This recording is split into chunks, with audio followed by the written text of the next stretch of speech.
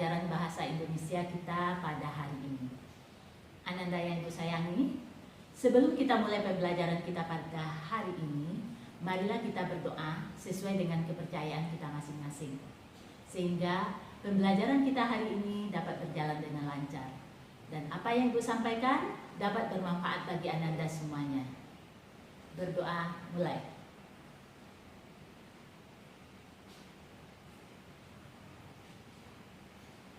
Selesai.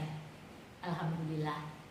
Ananda, pada pertemuan kemarin kita sudah belajar tentang unsur-unsur teks berita atau yang disebut dengan 5W1H. Namun pada pembelajaran hari ini kita akan belajar tentang meringkas, menyimpulkan, dan menanggapi teks berita yang kita baca dan kita dengar. Namun demikian, Ibu ulang kembali, kemarin Ibu sudah sampaikan kepada kalian harus membaca materi hari ini. Apakah sudah dibaca, nak? Sudah ya? Alhamdulillah. Ya, oke. Baiklah, karena kita akan melanjutkan pembelajaran kita, Ibu akan terlebih dulu akan membacakan kepada kalian apa tujuan pembelajaran kita hari ini. Tujuan pembelajaran kita hari ini adalah, pertama, meringkas pokok-pokok berita yang dibaca dan didengar. Sedangkan yang kedua adalah menyimpulkan pokok-pokok berita yang dibaca dan didengar. Dan yang terakhir, yang ketiga, adalah memberi tanggapan berdasarkan berita yang dibaca dan didengar. Itulah 3 tujuan pembelajaran kita hari ini. Maka untuk selanjutnya, mari kita ikuti materi berikut ini. Pertama, meringkas pokok-pokok isi berita yang dibaca dan didengar. Meringkas berita adalah menyajikan isi berita dalam bentuk pendek dan efektif, namun tetap memperhatikan unsur-unsur berita tersebut, yaitu 5W1H atau yang lebih dikenal dengan adik Simba. Bagaimana supaya kita dapat meringkas berita dengan baik? Dalam meringkas berita, kita pun harus mengikuti langkah-langkahnya. Sekarang, coba Ananda buka dan perhatikan buku paket Ananda halaman 7. Di sana diuraikan langkah-langkah yang harus kita lakukan dalam meringkas berita. Pertama, kita harus mendengarkan atau membaca teks berita secara seksama. Kedua, mencatat pokok-pokok berita atau unsur-unsur berita 5W1H atau yang lebih dikenal dengan adik Simba, seperti apa yang telah kita pelajari sebelumnya. Kemudian yang ketiga, menyampaikan kembali atau menyusun kembali secara lengkap dan ringkas pokok-pokok berita yang telah kita dapat tadi menjadi sebuah ringkasan. Bagaimana? Ananda paham? Baiklah. Untuk selanjutnya, mari kita aplikasikan materi tersebut dalam bentuk nyata. Tolong Ananda buka kembali buku paket Ananda halaman 6. Di sana ada ringkasan teks berita. Perhatikan cuplikan teks tersebut baik-baik. Teks yang Ananda lihat ini merupakan ringkasan dari berita tentang kondisi Pelabuhan Merak menjelang Lebaran. Tolong Ananda lihat kembali teks aslinya pada halaman 2. Teks ringkasan yang Ananda lihat di layar disusun berdasarkan unsur-unsur pokoknya yang ada pada buku teks asli yang ada di hadapan Ananda. Mari kita ulang kembali ya nak. Perhatikan kembali teks yang ada di hadapan Ananda. Kita coba mencari kembali unsur-unsur berita tersebut atau 5W1H. Pertama, apa peristiwa yang terjadi atau peristiwa yang diinformasikan dalam berita tersebut? Padatnya Pelabuhan Merak.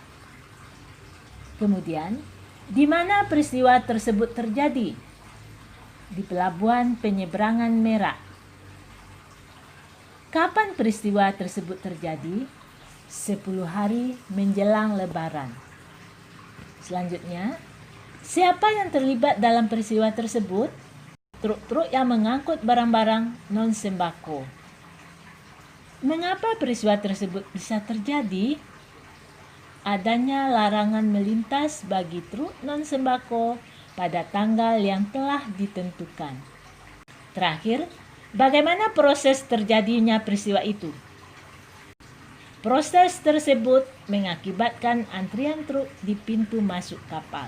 Kemudian jawaban yang telah kita peroleh berdasarkan pertanyaan dari adik Simba tersebut, kita susun menjadi sebuah ringkasan yang pendek dan efektif, sehingga akan terurai seperti di bawah ini. Pelabuhan Merak dipadati oleh truk-truk pengangkut barang non-sembako pada 10 hari menjelang Lebaran, Sabtu 15 November. Kondisi tersebut disebabkan adanya larangan melintas bagi truk non-sembako pada tanggal 21 sampai 25 November. Bagaimana? Kalian bisa membuat ringkasannya? Sekarang, mari kita masuk pada tujuan pembelajaran kedua, yaitu menyimpulkan pokok-pokok isi berita yang dibaca dan didengar. Kesimpulan merupakan sebuah gagasan yang tercapai pada akhir sebuah pembicaraan atau kata-kata akhir dari suatu uraian. Ada juga yang mengatakan kesimpulan adalah hasil dari sebuah pembicaraan. Sekarang buka kembali buku paket Ananda halaman 8. Ananda lihat di sana. Di sana ada tertulis 2 buah pernyataan yang bisa kita jadikan contoh dari kesimpulan suatu informasi atau berita. Salah satunya yaitu, berita tersebut menyampaikan informasi tentang padatnya Pelabuhan Merak oleh truk-truk mengangkut barang non-sembako pada 10 hari menjelang Lebaran. Karena simpulan adalah hasil dari suatu pembicaraan atau kata-kata akhir dari sebuah uraian, maka di dalam sebuah kesimpulan harus memuat unsur-unsur berita dengan rumusan yang lebih ringkas dari aslinya. Namun demikian, sebuah simpulan dapat diambil melalui ringkasan yang telah dilakukan. Coba Ananda perhatikan dan bandingkan antara ringkasan dengan kesimpulan tersebut. Bagaimana? Ananda bisa membandingkannya? Oke. Selanjutnya, mari kita lanjutkan pada tujuan pembelajaran ketiga, yaitu memberi tanggapan berdasarkan berita yang dibaca dan didengar. Ananda sekalian, apabila kita membaca, mendengar, dan menonton sebuah berita, maka akan muncul sebuah tanggapan dalam diri kita. Namun, apa itu tanggapan? Tanggapan adalah sambutan terhadap suatu ucapan yang isinya bisa berupa komentar ataupun kritikan. Sekarang, coba Ananda lihat kembali buku paket Ananda halaman 10. Di sana ada 3 pernyataan yang berisi tanggapan terhadap isi sebuah berita. Pertama,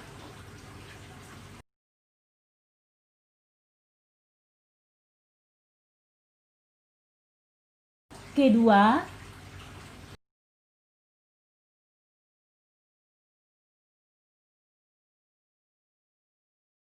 dan ketiga. Bagaimana? Bisa Ananda ikuti uraian materi selanjutnya? Tanggapan dapat ditinjau dari 2 aspek. 1. Dari aspek isi yang berkaitan dengan kebenaran dan kelengkapan berita. Yang kedua, bahasa yang digunakan dalam berita seperti penggunaan kalimat dan pilihan kata. Kemudian, kalimat tanggapan terbagi menjadi 2 jenis. Kalimat tanggapan positif dan kalimat tanggapan negatif. Kedua jenis tanggapan ini dapat muncul dalam satu topik pembahasan diskusi. Sekarang kita lihat kalimat tanggapan positif. Kalimat tanggapan positif merupakan kalimat tanggapan atas informasi atau peristiwa yang bersifat optimis atau mendukung informasi tersebut. Selanjutnya adalah kalimat tanggapan negatif. Kalimat tanggapan negatif ini merupakan kalimat tanggapan atas informasi atau peristiwa yang bersifat menjatuhkan karena tidak setuju dengan informasi yang diberikan atau informasi yang terkait. Kalimat tanggapan negatif ini berisi sanggahan atau pernyataan yang menyangkal informasi yang telah diuraikan. Nah, itulah ketiga materi kita hari ini. Namun untuk lebih lengkapnya, Ibu akan sampaikan pada Ananda cara-cara menyampaikan sebuah kalimat tanggapan.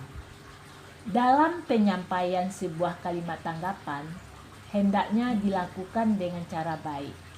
Jangan sampai tanggapan yang disampaikan justru menjadi pemecah belah dua belah pihak yang berbeda. Berikut ini adalah beberapa cara penyampaian tanggapan yang baik. Pertama, tanggapan yang disampaikan harus sesuai topik pembahasan.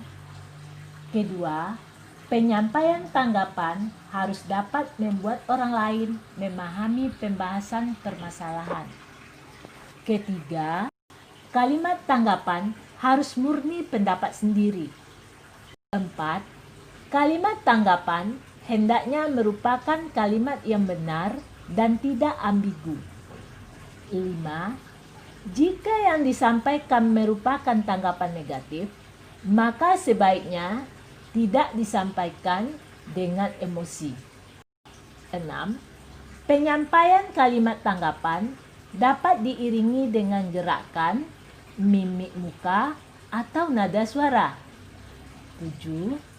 Kalimat tanggapan harus bersifat objektif. 8.